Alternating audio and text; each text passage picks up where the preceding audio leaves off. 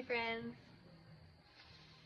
welcome to day 23 of hashtag 30 Days of Magic. Today I want to talk about language as a tool of creation. So we think about our energetic vibration and how our vibration can attract to us what we're reflecting out into the universe. But we also can take this a step farther and think about how our vibration affects our emotions, how our emotions affect our thoughts, and how our thoughts affect our speech and our behavior. So there's this intricate loop of connection that brings us into one whole being of ourself. So that is to say that we are energetic beings that feel and absorb information from our external environment that turns into emotions, which turns into thoughts, which turns into words and actions. And if we continue playing this loop, all of that together affects what we create as our reality, what we experience in the external world. And this can be a little bit of a check system, right? So we can check ourselves. So if we're looking around our environment and what we're experiencing is something that we don't necessarily want to experience, then we're going to want to go back through the loop and think about, well, what am I speaking into existence? What was I thinking about? How was I feeling when I was thinking and speaking those things into existence?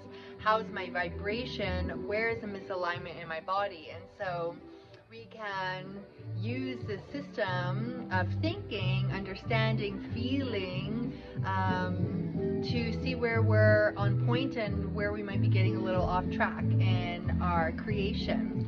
So I want to talk about the power of words specifically. And we've already talked about intention and energy and moving energy and aligning with our intentions, thinking about our values, so on and so forth. And now we want to talk about what we're speaking into existence. So how we create our reality by speaking words.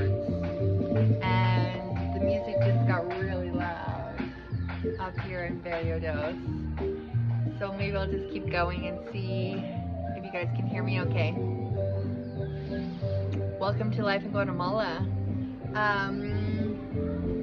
So we're speaking into existence. A fun fact about me is that I love to look up the definitions of words because I love to be intentional and conscious and aware of the words that I'm using and how I'm using them, and letting go of preconceived ideas or attachments that we might have with words. We may not have a full understanding of the actual definition of a word, so we may not always be using it correctly.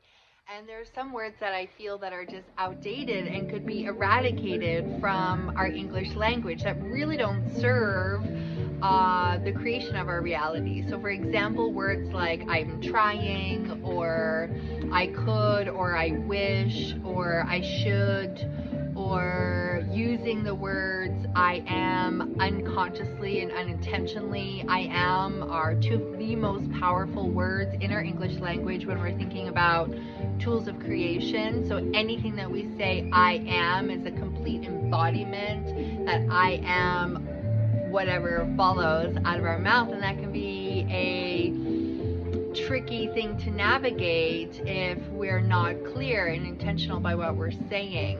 Another word that's been coming up for me today is success, and redefining what success means for you as an individual, redefining what it means to be a partner or a spouse, or what it means to be in relationships. These are all words that we typically have an association in our mind based on our previous experiences, our conditioning, our programming through life about what something means.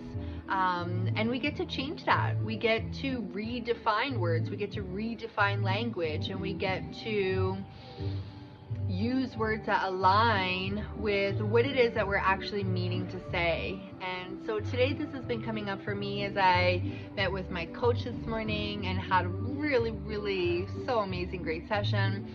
And then I met with my clients who I also coach, and this is just a general theme of today, is that we're really in a powerful time of instant manifestation and being really intentional with what we speak into existence, and being aware and conscious of the words we're using and what they mean and how we mean them and the energy behind them, and giving ourselves permission to use words differently and to come up with our own definitions of what something means, and to let go of words that we just don't want to speak into existence anymore. The music stops, my thought stops. I'm just so happy to be here with you all. That's what I was thinking about today. I don't know, what do you think? Let me know in the comments.